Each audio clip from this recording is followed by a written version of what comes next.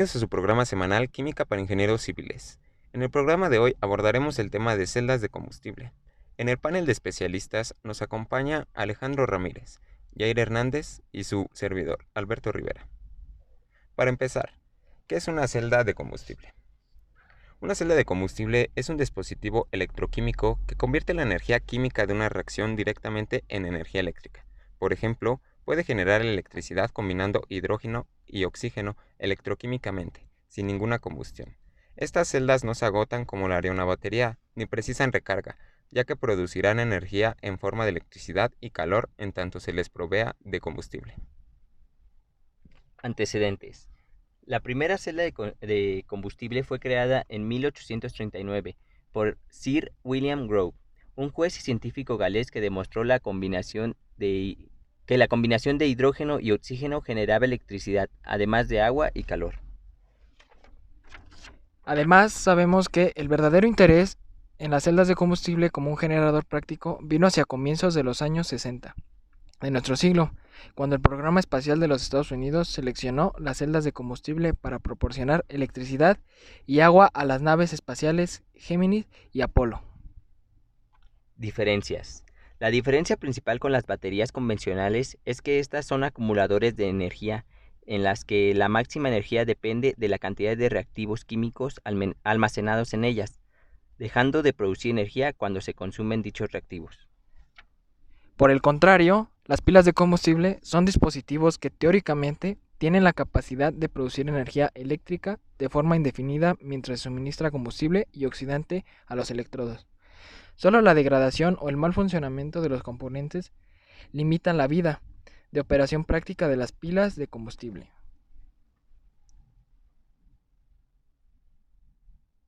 El principio de funcionamiento en el que se basan las pilas de combustible es el inverso al de la reacción electrolítica.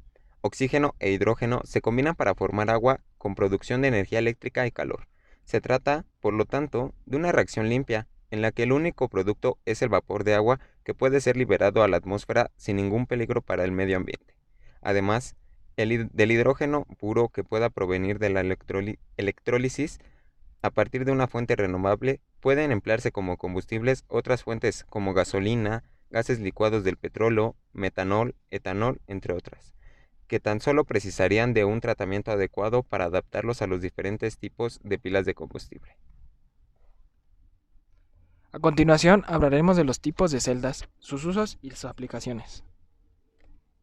En primer lugar, tenemos las celdas de ácido fosfórico. Este tipo de celdas es el más desarrollado comercialmente y ya se encuentra en uso en aplicaciones tan diversas como clínicas y hospitales, hoteles, edificios de oficinas, escuelas, plantas eléctricas y varias terminales aeroportuarias. También puede utilizarse en vehículos grandes como autobuses, de los que ya existen proyectos demostrativos. La siguiente celda es la celda de tipo óxido sólido.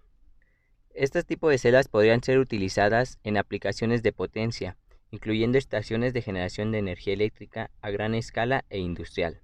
Este tipo de celdas no utiliza electrolitos corrosivos, sino electrolitos en estado sólido, y presenta diversas ventajas que para otro tipo de celdas significan dolores de cabeza. Un sistema de óxido sólido normalmente utiliza un material sólido cerámico en lugar de un electrolito líquido, permitiendo que la temperatura de operación alcance los 1000 grados centígrados. Es empleado en la cogeneración, procedimiento mediante el cual se obtiene simultáneamente energía eléctrica y energía térmica útil.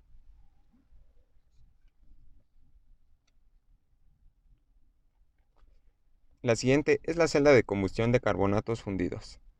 En esta utilizan sales fundidas como electrolitos y prometen altas eficiencias, combustible, electricidad, así como la habilidad para consumir combustibles base carbón, incluyendo el CO, y biocombustibles. Esta celda opera a temperaturas del orden de los 650 grados y permite la reformación del combustible dentro de la propia celda, además de que no necesita electrocatalizadores de metales nobles.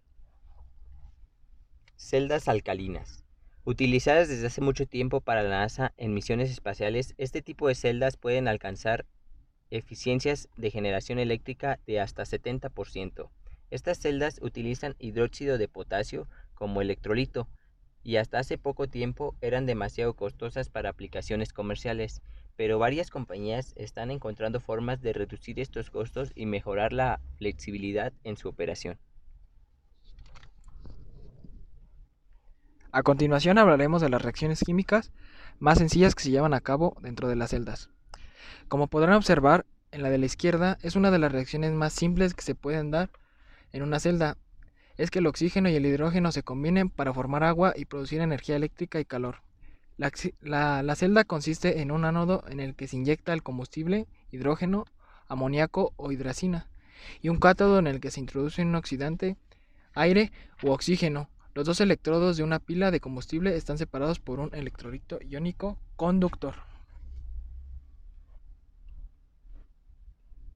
El hidrógeno penetra por el ánodo y en presencia de un catalizador se disocia en los iones positivos y electrones. El oxígeno del aire penetra por los cátodos y se disocia en iones negativos, también en presencia del catalizador. Los iones de hidrógeno migran a través del electrolito, mientras que los electrones circulan a través del circuito externo, como puede ser el motor eléctrico del coche. De esta forma, en el cátodo vuelven a recombinarse y se produce agua y una cantidad importante de energía térmica. En la reacción que vemos del lado superior derecho, en el caso de la pila de combustible de hidrógeno de oxígeno de un electrolito de hidróxido de metal alcalino, la reacción de ánodo es la antes mencionada y la reacción cátodo es la que está en la parte inferior. Los electrones generados en el ánodo se mueven por un circuito externo que contiene una carga y pasan por el cátodo. Los iones de OH- generados en el cátodo son conducidos por el electrolito al ánodo, donde se combinan con el hidrógeno y forman agua. El voltaje de la pila combustible en este caso es de unos 0.8 volts, pero disminuye conforme aumenta la carga. El agua producida por el ánodo debe ser extraída continuamente para evitar que inunde la pila. Y bien, eso ha sido todo por el programa de hoy.